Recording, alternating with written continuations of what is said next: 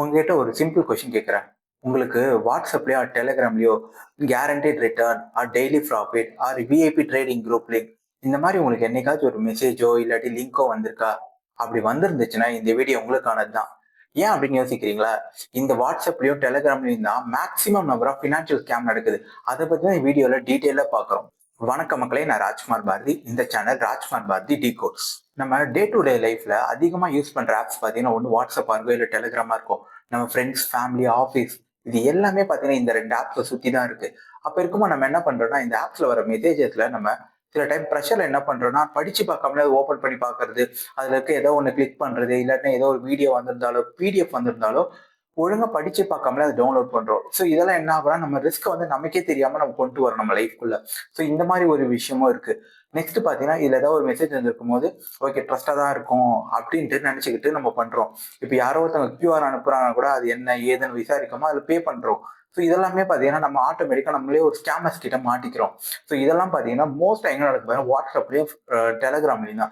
ஏன்னா இந்த ரெண்டு ஆப் மேல நமக்கு நிறைய ட்ரஸ்ட் இருக்கு. இந்த ட்ரஸ்ட் எப்படி பில்ட் ஆகுதுன்னு பாத்தீங்கன்னா, நம்ம நிறைய எதை யூஸ் பண்றோமோ அது மேல நமக்கே தெரியாம நமக்கு நிறைய ட்ரஸ்ட் வரும். இதான் ரியாலிட்டி.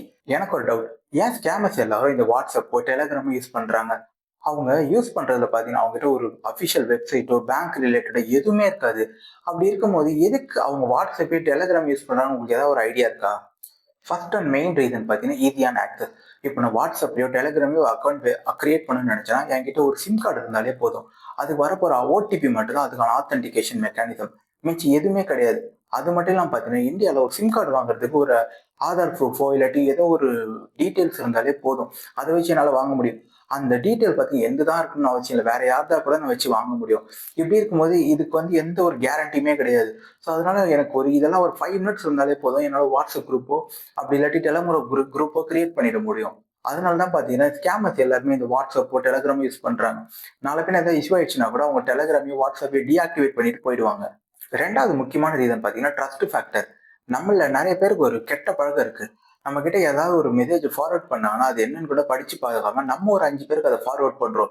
நம்ம ஃபர்ஸ்ட் டைம் எடுத்து யோசிச்சு பார்க்கணும், இந்த விஷயம் என்ன விஷயம், இதை நம்ம ஃபார்வர்ட் பண்ணலாமா வேணாமாட்டு. ஆனா நிறைய பேர் என்ன பண்றாங்கன்னா அது படிச்சு பார்க்கறதே கிடையாது. அது என்ன பண்றாங்க, ஃபர்ஸ்ட் எடுத்தோடனே ஃபார்வர்ட் பண்ணிடுறாங்க. அதை நம்ம ஒரு ஃப்ரெண்டுக்கு ஃபார்வர்ட் பண்ணவும் என்ன ஆகும்னா, அந்த ஃப்ரெண்ட் நம்ம மேல இருக்க நம்பிக்கையில அதை கிளிக் பண்ணிடுவாங்க. ஸோ ஆட்டோமேட்டிக்கா என்ன ஆகும்னா அவங்க ரிஸ்க்ல மாட்டிப்பாங்க.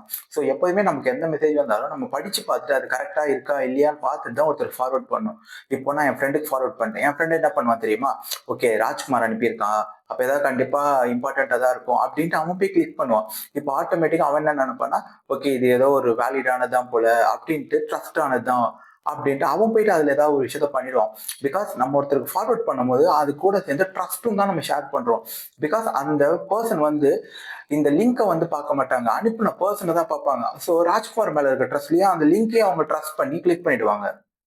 எனக்கு உங்க மைண்ட் செட் புரியுது. இவ்வளவு நேரம் ஸ்கேம்னு சொல்றல ராஜ்குமார், இது வரைக்கும் நான் எந்த ஸ்கேமே ஃபேஸ் பண்ணதில்லை. இன்கேஸ் ஸ்கேம் நடந்தா அது எப்படி இருக்கும், அது என்ன மாதிரி ப்ராசஸ்ல பண்றாங்கன்னு ஒரு எக்ஸாம்பிள் சொல்ல முடியுமான்னு நினைக்கிறீங்க? கரெக்ட், எனக்கும் அது புரியுது. நான் உங்களுக்கு வந்து ஒரு ரியல் லைஃப் எக்ஸாம்பிளோட இப்போ நான் எக்ஸ்பிளைன் பண்றேன். இது புரிஞ்சதுக்கு அப்புறம் உங்களுக்கு ஸ்கேம்னா எப்படி நடக்குதுன்றதை பத்தி உங்களுக்கு பெட்டரான ஒரு ஐடியா இருக்கும். இந்த ஸ்கேம் எப்படி நடக்குதுன்னு நான் உங்களுக்கு ஸ்டெப் பை ஸ்டெப்பா எக்ஸ்பிளைன் பண்றேன். ஃபர்ஸ்ட் வாட்ஸ்அப்லயோ இல்ல டெலிகிராம்லயோ பாத்தீங்கன்னா ஜாயின் தி விஐபி குரூப்னு லிங்க் வரும். ஒன்ஸ் நீங்க அந்த குரூப்ல ஜாயின் பண்ணதுக்கு அப்புறம் லாஸ்ட் 10 டேஸ்ல அவங்க மேக் பண்ண ப்ராஃபிட் ஸ்கிரீன்ஷாட்ஸ் உங்களுக்கு அனுப்புவாங்க. இந்த ஸ்டாக்கை வாங்கிட்டு நாங்க இப்போ வித்தோம், இதுல வந்து எங்களுக்கு இவ்வளவு ப்ராஃபிட் கிடைச்சது, அந்த மாதிரி ஸ்கிரீன்ஷாட்லாம் அதில் அப்லோட் பண்ணிட்டே இருப்பாங்க. இந்த ஸ்கிரீன்ஷாட்லாம் பார்க்கும்போது நமக்குள்ள என்ன தோணும், இவங்க ரியல் தான் போல, இவங்க இவ்வளவு ப்ராஃபிட் பண்ணியிருக்காங்க, எப்படி இவ்வளோ வந்து ஃபேக் ஸ்கிரீன்ஷாட் போட முடியும், அப்ப கண்டிப்பாவே இவங்க ஒர்த்தான பர்சன் தான் போல, நமக்குள்ள ஒரு ட்ரஸ்ட் பில்ட் ஆகும். நமக்கு எப்போதுமே பாத்தீங்கன்னா ப்ராஃபிட்ஸை பார்த்து நமக்குள்ள ஒரு கிரீடி வரும். இவங்க இவ்வளவு ப்ராஃபிட் பார்த்துருக்காங்க, அப்ப நான் அதுல இன்வெஸ்ட் பண்ண எனக்கும் அந்த ப்ராஃபிட் கிடைக்கும்ல அப்படின்ட்டு. நமக்கு எல்லாருமே நம்ம அந்த ப்ராஃபிட்டை மிஸ் பண்ணிடுவோம்னு தான் டக்குன்னு தோணும். ஸோ அது ஒண்ணு. நெக்ஸ்ட் பாத்தீங்கன்னா, இந்த ஸ்டாக்கை வாங்குங்க அப்படின்னு அவங்க சஜஷன் சொல்லுவாங்க அந்த குரூப்ல. அதை பார்த்துட்டு நம்மளும் அந்த ஸ்டாக்ஸை போயிட்டு வாங்குவோம். வாங்கினதுக்கு அப்புறம் அவங்க சொன்ன டைம்ல சேல் பண்ணுவோம். அப்ப என்ன ஆகும்னு பாத்தீங்கன்னா, நமக்கு ஒரு குறிப்பிட்ட அளவு ப்ராஃபிட் கிடைக்கும். ஒரு 5% 10%. இதை பார்த்து நெக்ஸ்ட் அவங்க என்ன சொல்லுவாங்கன்னா, நெக்ஸ்ட் லெவல் பாத்தீங்கன்னா பிரீமியம் குரூப்ல தான் இருக்கு, அதுக்கு நீங்க வந்து பாத்தீங்கன்னா மந்த்லி 5000 rupees பே பண்ணணும். நீங்க வந்து இதை பே பண்ணீங்கன்னா உங்களுக்கு மந்த்லி 50,000 ருபீஸ் ப்ராஃபிட் வந்து நாங்க கேரண்டீடா அஷ்யூர் பண்றோம் அப்படின்னு சொல்லுவாங்க. இதை நம்ம எல்லாருமே என்ன பண்ணணும்னா, ஓ 1 மந்த்ல நான் 5,000 பே பண்ணேன் எனக்கு 50,000 கிடைக்குது, அப்போ 45,000 எனக்கு ப்ராஃபிட் நம்ம எல்லாருமே நினைப்போம். இப்போ ஒரு மிடில் கிளாஸ் பீப்புளா இருக்கும்போது அவங்க 20,000 தான் சேலரி வாங்குறாங்கன்னா அவங்களுக்கு இந்த 45,000 வரப்போகுதுன்னு சொன்னோன்னா அவங்களுக்கு வந்து வாவ் அப்படின்ற மாதிரி இருக்கும். நெக்ஸ்ட் என்ன பண்ணுவோம்னா அவங்க கிட்ட போய் பே பண்ணுவாங்க. பே பண்ணதுக்கு அப்புறம் பாத்தீங்கன்னா ஒரு 2 to 3 டேஸ்லயே பாத்தீங்கன்னா அவங்க ஒண்ணு இவங்கள பிளாக் பண்ணியிருப்பாங்க. அப்படி இல்லைன்னா அந்த குரூப்பே டிசப்பியர் ஆயிட்டு இருக்கும். இதுக்கு என்ன ரீசன் பாத்தீங்கன்னா அவங்க ஒரு ஃபேக்கான ஒரு குரூப். அவங்களுக்கு தேவை இந்த மாதிரி 10-20 பேர் காசு கட்டினோடனே அவங்க காசு கலெக்ட் பண்ணிட்டு இந்த குரூப்பை டிசேபிள் பண்ணிட்டு போயிடுவாங்க. நெக்ஸ்ட் பாத்தீங்கன்னா டெலிகிராம்ல இருக்க ஒரு விஷயத்தை பத்தி நான் இந்த வீடியோல சொல்லணும்னு நினைக்கிறேன். டெலிகிராம்ல நிறைய பேர் பாத்தீங்கன்னா மூவி லிங்க் வந்து ஷேர் பண்ணுவாங்க. அப்போ நம்ம மூவியை மட்டும் தான் டவுன்லோட் பண்றோம்னு நினைக்கிறோம். ஆனா நம்ம கூடவே பாத்தீங்கன்னா சில வைரஸஸோ மால்வேரை கூட சேர்ந்து டவுன்லோட் ஆகிறதுக்கும் சான்சஸ் இருக்கு. ஸோ அதனால தான் பாத்தீங்கன்னா பைரசில படம் பார்க்காதீங்கன்னு சொல்றது. ஆனா நம்ம வந்து என்ன பண்ணோம், நம்ம வந்து ஃப்ரீயா இருக்கு அப்படின்ட்டு டவுன்லோட் பண்றோம். அப்படி டவுன்லோட் ஆகாம அது கூட இருக்க ரிஸ்க்கும் சேர்த்து தான் நம்ம டவுன்லோட் பண்றோம். இதை பத்தி யாருமே பெருசா கண்டுக்கிறதே கிடையாது. ஏன்னா வந்து அவங்களுக்கு இதோட கான்சிக்வன்ஸே தெரியாது. இது கூட நடக்கும்போது அந்த வைரஸஸோ அந்த மால்வேரோ வந்து நம்ம போனை வந்து இதுல இருக்க டீடைல்ஸ் கூட எடுக்கலாம். ஸோ இதனால தான் பாத்தீங்கன்னா நம்ம எந்த விதமான ஸ்கேம்லயும் மாட்டக்கூடாதுன்றதுக்காக தான் நம்ம எல்லாத்தையுமே எப்படி சேஃப் அண்ட் செக்யூரா யூஸ் பண்ணது ரொம்ப இம்பார்ட்டன்ட். பிகாஸ் இங்க நிறைய இன்ஃபர்மேஷன் இருக்கு. அதுல நமக்கு எது தேவையோ அதை மட்டும் தான் நம்ம எடுத்துக்கணும். அதை விட்டு எல்லாத்துலயுமே போயிட்டு நம்ம யூஸ் பண்ணக்கூடாது. ஆக்சுவலா ரியலா இன்வெஸ்ட் பண்ற எல்லாருக்குமே ஒரு விஷயம் தெரியும். அது ஸ்டாக் மார்க்கெட் இன்வெஸ்ட் பண்ணியிருந்தாலும் சரி, மியூச்சுவல் ஃபண்ட் இன்வெஸ்ட் பண்ணியிருந்தாலும் சரி, ETF இன்வெஸ்ட் பண்ணியிருந்தாலும் சரி, அவங்க எல்லாருக்கும் ஒரு விஷயம் நல்லா தெரியும். என்னைக்குமே பாத்தீங்கன்னா கேரண்டீடா இவ்வளவு ப்ராஃபிட் வரும்னு இது எதுலயுமே ஒரு கிடையவே கிடையாது.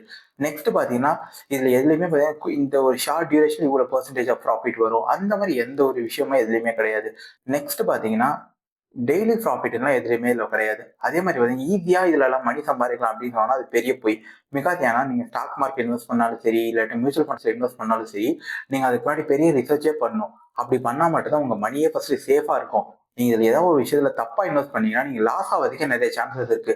அப்படி இருக்கும்போது நீங்க எப்படி ப்ராஃபிட் பண்ண முடியும்? நீங்க எங்கேயாச்சும் இந்த சிக்னல்ஸ் எல்லாம் பாத்தீங்கன்னா நீங்க அங்க ரொம்ப உஷாரா இருக்கணும். எங்கெல்லாம் கேரண்டிட் ப்ராஃபிட், அதே மாதிரி லிமிட்டட் டைம் ஆஃபர், அதே மாதிரி உங்களுக்கு விஐபி ஆக்சஸ் கொடுக்குறோம், இந்த மாதிரிலாம் எங்கேயாச்சும் சொன்னா நீங்க ரொம்ப உஷாரா இருக்கணும். நீங்க ஒரு விஷயத்தை யோசிச்சு பாருங்களேன். இன்வெஸ்ட் பண்ற யாருக்குமே இவ்வளவுதான் கேரண்டியா இவ்வளவு ப்ராஃபிட் வரும் எந்த ஒரு ஐடியாவுமே இருக்காது. பிகாஸ் இது எல்லாமே மார்க்கெட்டை பொறுத்து தான். ஒரு நாள் பாத்தீங்கன்னா டிப்ரெஷன்ல இருந்துச்சுன்னா அன்னைக்கு பாத்தீங்கன்னா ப்ராஃபிட் வந்து லாஸா கூட போகலாம். இந்த மாதிரி சான்சஸ் இருக்கு. அப்படி இருக்கும்போது எப்படி கேரண்டியா இவ்வளவு ப்ராஃபிட் தரேன்னு சொல்ல முடியும்? அதுக்கு பாசிபிலிட்டியே கிடையாது. அப்படி இருக்கும்போது அவங்க சொல்றாங்கன்னா நம்மள வந்து ஒரு விதமான ஒரு பணத்தை காட்டி ஆசை கொடுக்குறாங்கன்னு தான் அர்த்தம். நெக்ஸ்ட் பாத்தீங்கன்னா லிமிட்டட் டைம் ஆஃபர்.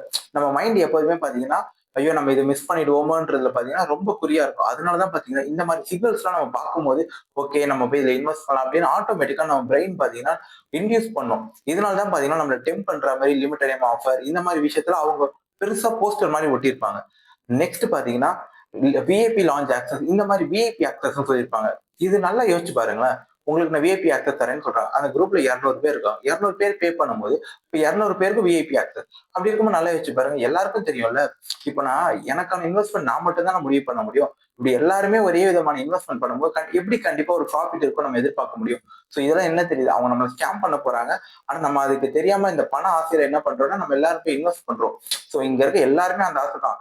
பணத்து மேல இருக்க ஓவர் ஆசையில நம்மளே போயிட்டு ஏமாற்றுறதுக்கான வழியில போயிட்டு விழுந்துட்டு இருக்கோம். ஆக்சுவலா ஸ்மார்ட் இன்வெஸ்டர் என்ன பண்ணுவாங்க பாத்தீங்கன்னா, இந்த மாதிரி எந்த ஒரு குரூப்லயுமே அவங்க ஜாயின் பண்ண மாட்டாங்க. இந்த ப்ராஃபிட், இந்த லாஸ், இந்த ஸ்கிரீன்ஷாட்டை பார்த்து தான் டிசைட் பண்ற அளவுக்கு அவங்க முட்டாள் கிடையாது. அவங்க எப்போதுமே என்ன பண்ணுவாங்க, ஒரு ஸ்டாக்கோ ஒரு இல்லாட்டினா ஒரு மியூச்சுவல் ஃபண்ட்ஸ்ல இன்வெஸ்ட் பண்றாங்களோ அதோட ஃபண்டமெண்டல்ஸோ அதுல இருக்க டெரிவேட்டிவ் வேல்யூஸோ தான் பார்ப்பாங்க.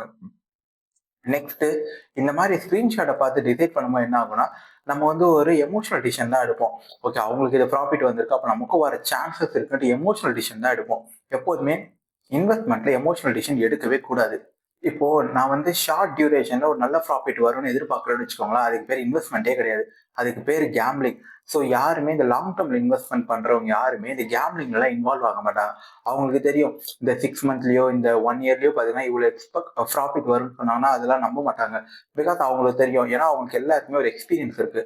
லாங் டேர்ம்ல இன்வெஸ்ட் பண்ணும்போது என்ன ப்ராஃபிட்ஸ் இருக்கு, என்ன பெனிஃபிட்ஸ் இருக்குன்றது அவங்க நல்லாவே தெரியும். அதே மாதிரி இந்த ஷார்ட் டேர்ம்ல வரும்னு சொல்றாங்கனால இது மோஸ்டா ஸ்கேமா தான் இருக்கும். பிகாஸ் யாராலையுமே இந்த ஷார்ட் டியூரேஷன்ல இவ்வளவு ப்ராஃபிட் பண்ணி தரவே முடியாது. உங்களுக்கு ஒரு ப்ரூட்டலான ட்ரூத் சொல்லட்டுமா? யாருக்கெல்லாம் பணத்து மேல அதிதீவிரமான ஒரு ஆசை இருக்கோ அவங்க எல்லாம் தான் பாத்தீங்கன்னா இந்த மாதிரி ஸ்கேம்ல போய் மாட்டிக்கிறாங்க. ஏன்னா அவங்களுக்கு பணத்தை வந்து ஈஸியான வழியில வந்து மல்டிப்ளை பண்ணணும்னு நினைக்கிறாங்க. ஆனா அந்த மாதிரி ஆப்ஷன் எதுவுமே கிடையாது. இந்த மாதிரி விஷயத்துல பாத்தீங்கன்னா லாங் டர்மா இன்வெஸ்ட் பண்ணணும் மென்டாலிட்டியோட இருக்க யாருமே பாத்தீங்கன்னா இந்த மாதிரி ஸ்கேம்ல மாட்டவே மாட்டாங்க. பிகாஸ் அவங்களுக்கு நல்லா தெரியும் இதெல்லாம் வந்து ஸ்கேம். இந்த மாதிரி விஷயத்துல அவங்க இன்வால்வே ஆக மாட்டாங்க. எப்போதுமே ஒரு விஷயத்த ரொம்ப ஞாபகம் வச்சுக்கோங்க.